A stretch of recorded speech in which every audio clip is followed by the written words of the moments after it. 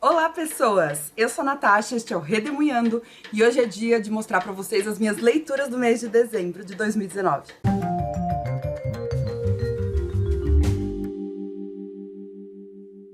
Pois é, gente, feliz ano novo, feliz 2020 pra gente.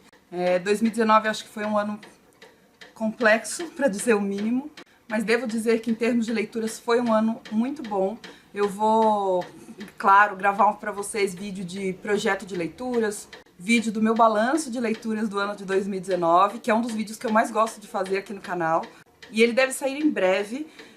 Só que eu prefiro colocar o vídeo de leituras e de book haul do mês de dezembro antes, justamente porque aí eu já coloco no começo do mês de fevereiro as leituras de janeiro, e aí não fica só vídeo de leituras e book haul muito seguidamente aqui no canal. Não sei se deu pra entender, mas enfim, é um problema de calendário, então eu resolvi colocar primeiro, agora no mês de janeiro, o vídeo de leituras do mês de dezembro e de book haul, e em seguida vai começar a sair esses vídeos de retrospectiva todos, que eu sei que a maioria das pessoas adora e eu também.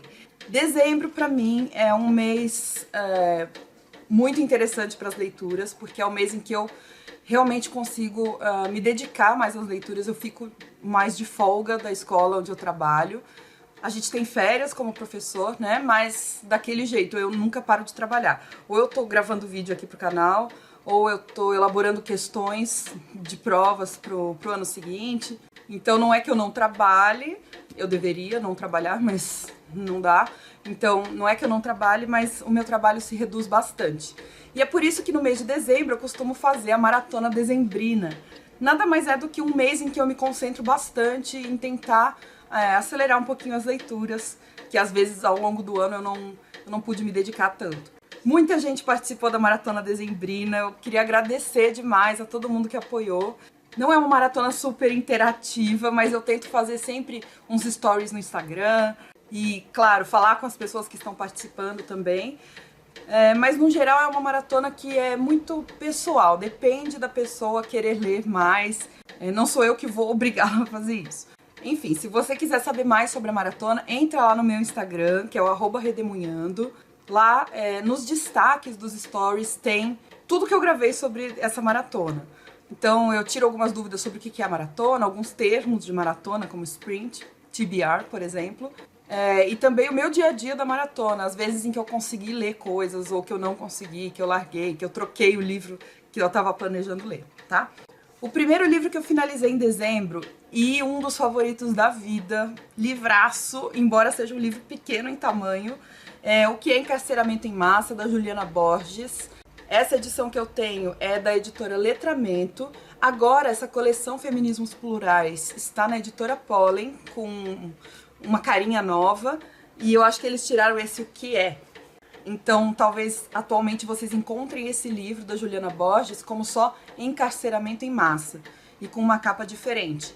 Aliás, se você quiser comprar esse livro ou qualquer outro que eu mencionar aqui, ou qualquer produto da Amazon, utilize o meu link que está aí no box de descrição, que comprando por ele você não paga nada mais por isso, e eu recebo uma pequena comissão pela venda do livro ou do produto.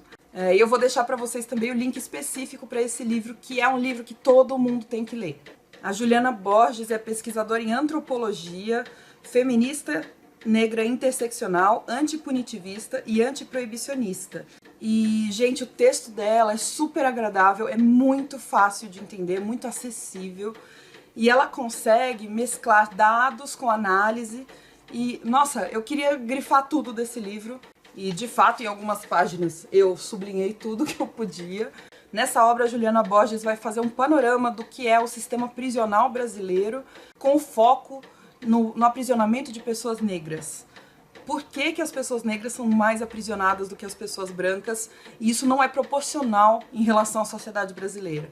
Então ela vai falar muito sobre racismo não só cotidiano, mas o racismo institucional. É um livro incrível, leiam. Eu vou fazer um vídeo só pra ele, porque ele merece muito, mas de qualquer maneira eu vou deixar também aí no box de descrição um vídeo da Bárbara, do canal B de Barbárie, em que ela fala um pouco também da experiência de leitura dela desse livro. Li também, na maratona dezembrina, um livro de poemas chamado Sangue Negro, da Noêmia de Souza, pela editora Capulana. A Noêmia é uma autora moçambicana e é considerada a mãe dos poetas moçambicanos. Essa edição da Capulana traz ilustrações muito bonitas de uma ilustradora brasileira chamada Mariana Fujisawa. E vocês sabem que eu não sou a melhor pessoa para ler poesia, não é o meu gênero favorito, tá longe de ser. Mas eu gosto muito de poemas políticos. E a Noêmia de Souza, ela traz muito a parte política, a parte social para os poemas dela. São poemas que também falam de amor, de dor, mas o Marcelino Freire, que escreveu um texto aqui para esse livro, ele diz que são versos de guerrilha, e eu concordo bastante. Ela acaba falando sobre escravidão, sobre ancestralidade, sobre identidade, sobre Moçambique e África, sobre algumas coisas pessoais da autora. Ela faz homenagem para um amigo dela chamado João, que são poemas muito bonitos. Os meus favoritos chamam-se Patrão, que é um poema da página 70, O Homem que Morreu na Terra do Algodão, da página 88, e o poema Solidão, da página 115. Também li um que eu estava há um tempo de olho, O Crime do Cais do Valongo, da Eliana Alves Cruz, pela editora Malê. Esse é um livro policial que se passa no século XIX brasileiro, e mais especificamente no Cais do Valongo, que fica no Rio de Janeiro. Esse cais era uma espécie de porto que recebia muitas pessoas escravizadas que vinham do continente africano. Então era o porto de desembarque de muitas dessas pessoas. E era uma região muito diversa, né? Tinha pessoas de etnias diferentes, muitos brasileiros também moravam por ali, faziam comércio por ali. E esse livro começa quando um inspetor de polícia do Rio de Janeiro encontra o corpo do seu primo, que é um grande comerciante ali da cidade do Rio de Janeiro, um novo rico. E esse corpo tá esquisito, ele tem alguns sinais estranhos de assassinato no Cais do Valongo. Mas, apesar desse ser a linha condutora do texto, não é um livro tão thriller, sabe? Não tem aquela pegada super de suspense. Eu acho que o forte desse livro é justamente o protagonismo que ele dá para as pessoas negras, porque, na verdade, o investigador, não o policial, mas vai ter um jornalista, uma espécie de jornalista, que vai investigar esse crime junto com o policial, e ele vai ter acesso a pessoas que o policial não compreende direito, que são pessoas escravizadas que trabalhavam para esse cara que morreu.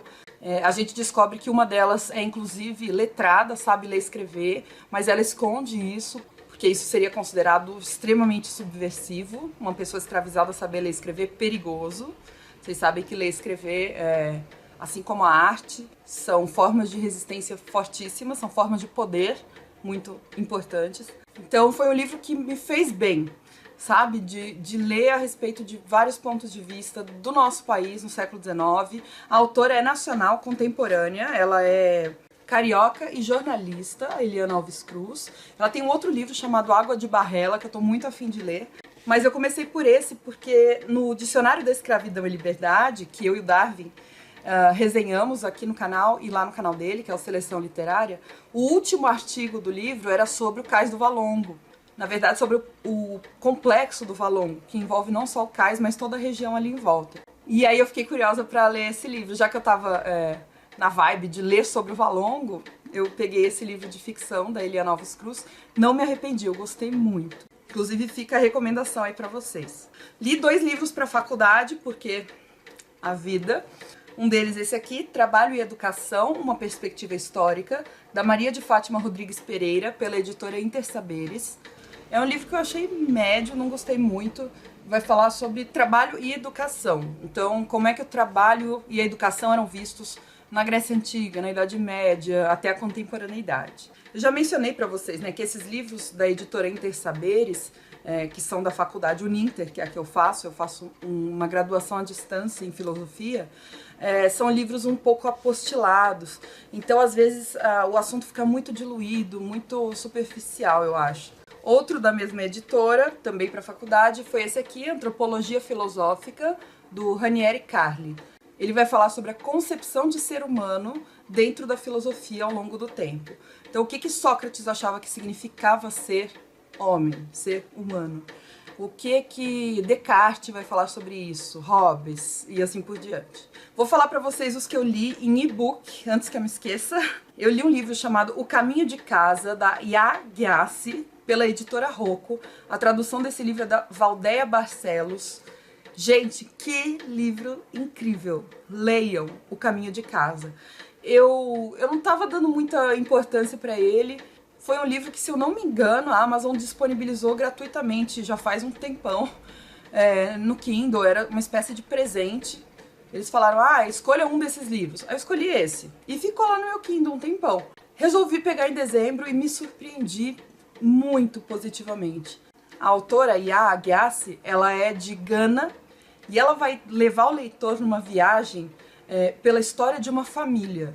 Essa história começa em Gana e termina em Gana e nos Estados Unidos.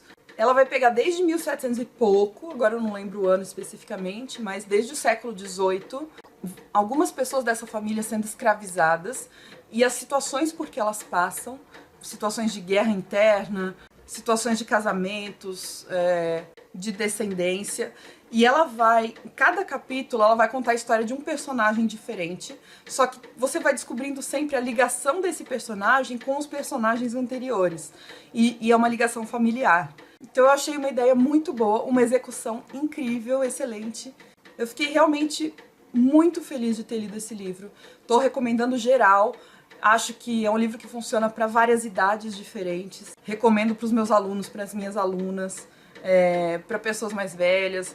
É um livro que eu acho que eu vou dar de presente para quem fizer aniversário, meus amigos, sabe?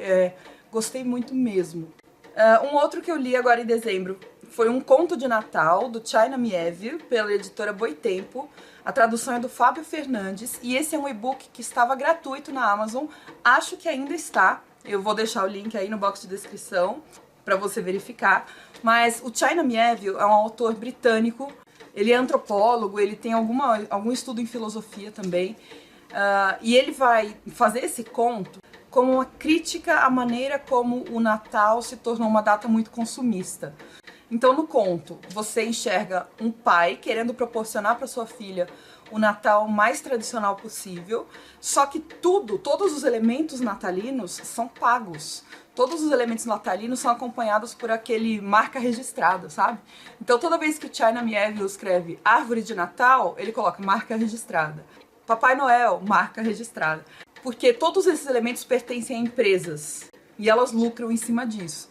Então a história é sobre isso e sobre resistência em relação a esse mundo bizarro, mas um pouco real, ou bastante real, que é o mundo do consumismo em torno do Natal.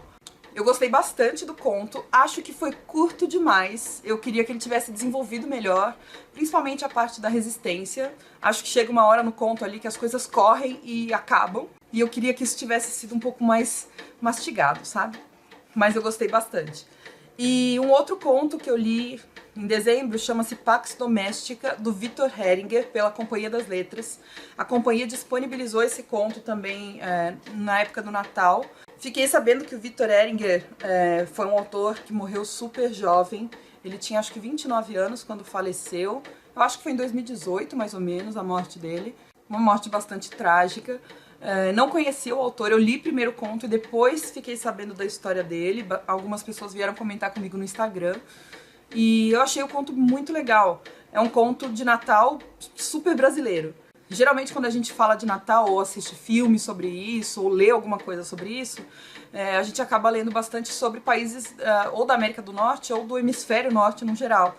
Então, natais bastante invernais, com todas aquelas tradições dos Estados Unidos, basicamente, da Europa. Mas esse conto Pax Domestica é um conto bem brasileiro. Ele se passa, eu acho que no centro-oeste do Brasil, e é uma família se reunindo para a ceia de Natal, só que tem aqueles momentos esquisitos, de piadinhas desnecessárias. Eu achei muito interessante. Quem puder, leia também. Não sei se ainda está gratuito, mas vocês podem checar no link que está aí no box de descrição. Resolvi pegar um livro, porque assim, eu tô lendo alguns livros que são grandes ou que exigem uma concentração, uma atenção muito intensa. Então quando eu quero sair de casa, eu vou sair para almoçar e levar um livro, eu não quero levar esses livros que exigem de mim muita coisa. Eu quero levar um livro tranquilo de ler, que eu possa pegar e ler 2, 3 parágrafos numa fila e depois fechá-lo. E aí eu acabei pegando esse aqui, O Talentoso Ripley, da Patricia Highsmith, pela Companhia de Bolso, traduzido pelo Álvaro Ratner, e gostei muito. O Talentoso Ripley conta a história de um norte-americano, aliás, a autora também é norte-americana, chamado Tom Ripley. O Tom Ripley é um trambiqueiro, ele vive enganando as pessoas lá nos Estados Unidos, e até que um dia ele é procurado pelo pai de uma pessoa que ele já viu, eu vou chamar de amigo, mas ele não era muito próximo desse cara, que tem a idade dele mais ou menos, que é o Dick Greenleaf. E o pai desse Dick Greenleaf procura o Tom Ripley para que o Tom vá até a Itália e convença o Dick de que ele deve voltar para os Estados Unidos para cuidar dos negócios da família. Então o pai desse menino, Dick, acredita que o Tom Ripley tem uma grande influência sobre o filho dele, é muito amigo do filho dele. E o Tom Ripley não faz nada para desmentir essa ideia que o pai dele tem. O pai do Dick paga a viagem do Tom Ripley para a Itália, e lá na Itália vai acontecer um monte de coisas. Isso é a história do livro. Tem um filme com o Matt Damon, quero ver logo. Eu acho que eles colocaram uma pegada bem de suspense no filme, pelo que eu vi no trailer, e que combina com o livro. Eu acho que o livro começa morno, sabe? Só apresentando os personagens e criando um clima ameno, e de repente ele dá umas viradas, assim, achei muito legal. Tom Ripley parece que é um personagem que se repete ao longo de vários livros da Patricia Highsmith, porque ele é como se fosse, sabe Sherlock Holmes, que tem vários casos, né, sobre ele? O Tom Ripley também, ele vai aparecer em vários livros da Highsmith, e ela ganhou vários prêmios por esses livros, prêmios da Associação dos Escritores Policiais dos Estados Unidos, Grande Prêmio Francês da Literatura Policial e etc. E esse livro é de 1955. Eu gostei, eu quero ler mais da autora. Ela também é autora daquele livro Carol, que também foi adaptado para o cinema. Eu vou atrás de mais coisas da Patricia Highsmith. E foi bom ler mais um livro policial nesse mês de dezembro. Eu acho que são livros que, de alguma maneira, me relaxam, porque me tiram daquela pegada muito teórica que eu tenho às vezes. Mas, voltando para a pegada teórica, eu acabei lendo esse aqui, A Filosofia, O que é, para que serve, do Danilo Marcondes e da Irley Franco, pela editora Zahar. Foi um livro que eu comprei na Festa do Livro da USP e eu achei a proposta muito interessante. Em cada capítulo, esses dois autores vão tentar definir alguns elementos básicos da filosofia. Vão tentar definir o que é filosofia. E eles vão falar, para esse autor, filosofia é isso. Para esse filósofo, filosofia é isso. Já na Idade Moderna, filosofia significa isso. Vai falar sobre os estilos literários da filosofia. Então a filosofia geralmente é escrita em forma de diálogo, de tratado, de ensaio, de poema, de aforismo, de carta, de confissão. E a partir daí eles vão desmembrando o tema que eles estão propondo no capítulo. Eu achei um livro muito legal, mas é mais um livro de consulta. Vai falar sobre a periodização da filosofia, e no final do livro tem um quadro cronológico, aliás, bem grande, bem comprido, que vai desde as origens da filosofia até o século XX. Na verdade, ele menciona também o século XXI, mas ele detalha mais até o século XX. E ele coloca assim, o que aconteceu num determinado ano para a filosofia e o que aconteceu para outras áreas do conhecimento. Então, por exemplo, em 1964, o filósofo Sartre recusa o Prêmio Nobel de Literatura. E aí, nas outras áreas, a aprovação do uso da pílula anticoncepcional, a crise dos mísseis de Cuba, a guerra do Vietnã, o movimento estudantil da França, nos Estados Unidos e na Alemanha, a chegada do homem à Lua. Então ele contextualiza nesse quadro as filosofias que existem por aí. Acabei pegando mais um livro que considerei leve para poder levar na minha bolsa. Depois que eu terminei o Talentoso Ripley, eu precisava de outro, né? Aí eu peguei esse aqui, do Leia Mulheres. É o primeiro volume de contos reunidos pelas criadoras do projeto Leia Mulheres, que são a Juliana Leuenroth, a Juliana Gomes e a Michelle Henriques. E é um livro que está muito bonitinho em termos físicos, em termos estéticos. Os contos são curtos, todos escritos por mulheres ou que participam do Leia Mulheres como mediadoras. Leia Mulheres é um clube de leitura que só lê autoras e que está presente em várias cidades do Brasil. E tem também alguns contos que foram vencedores de concurso de contos Livro de contos é aquela coisa, alguns a gente gosta mais do que outros, né? Os que eu mais gostei foram A Casa de Chás, da Mariana Salomão Carrara, Sinfonia, da Mariana Lupe, A Falta da História, da Sabrina Sanfelice, Do Outro Lado da Fresta, da Sila Santos, e eu gostei também do As Novas Intermitências da Morte, da Amanda Lins. E uma das coisas mais legais desse livro é que traz autoras do Brasil inteiro, né, de várias partes do Brasil, e a gente pode conhecer o estilo de cada uma delas. Aí, gente, no final da minha maratona dezembrina, eu vou registrando as minhas leituras num caderno de leituras. Aliás, eu preciso fazer um vídeo atualizando vocês como é que funciona o meu caderno de leituras. Vou fazer, tá? Mas provavelmente vai ficar para fevereiro, mais ou menos. E aí, na contagem, eu tinha lido 97 livros no ano. E aí eu fiquei doida para ler 100 livros, porque eu faço aqui o balanço de leituras no canal e eu faço em porcentagem. Então, tipo, fazer porcentagem para 97 livros é sacanagem. Já vou ler 100 de uma vez e a porcentagem fica certinha. Então eu acabei procurando alguns livros mais curtos para poder ler mais rapidamente. E peguei um que eu tava há tempos para ler e não me arrependi, um livro sensacional. Caderno de um Ausente, do João Azanello Carrascosa. Essa edição que eu tenho é da Kozak Naif. É um livro pequenininho, ó, menor que a minha mão, de bolso. É um pai que escreve para a filha um caderno. Ele já tá na meia-idade, então ele deve ter uns 50 e poucos anos quando essa filha nasce. O nome da filha é Beatriz. E ele escreve refletindo muito sobre a vida, porque ele acha que ele não vai conseguir estar presente no futuro da filha, pelo menos num futuro um pouco mais longínquo, porque ele já tá mais velho. Então ele vai escrever esse livro dando conselhos para a filha, explicando como é a vida, mas é de um jeito muito poético, não é de um jeito piegas, de um jeito brega, é de um jeito muito genuíno, eu acho. Me emocionou bastante. Eu perdi o meu avô no final do mês de dezembro e eu tava lendo esse livro, tinha acabado de ler esse livro, e tem essa honestidade e esse orgulho de passar adiante uma herança familiar e eu acho que o que o Carrascosa faz é compreender que a vida humana ela é muito complexa. Então ele fala tanto de coisas boas que a Beatriz pode esperar, quanto de coisas não boas, coisas ruins. E faz muito esse contraste entre vida e morte. É um livro lindo mesmo. E pelo jeito ele faz parte de uma trilogia, chamada Trilogia do Adeus. E eu quero ler os outros agora, né? Porque eu gostei muito. E aí, só pra vocês verem a edição da Kozak Naif, eu não sei se ela existe mais, mas ela é o mesmo tom que a capa, é o tom das páginas. Na escrita, se você for vendo, tem lacunas, como se fossem quando você passa corretivo no texto. Era esse cuidado da Kozak Naif que deixava a gente muito abismado, né? Porque eu acho que isso tem tudo a ver com a ausência, a ideia de ausência que ele quer passar com o título, que ele quer passar com o conteúdo do livro. Então acho que a forma do livro acabou refletindo muito bem o propósito do livro. Excelente, leiam.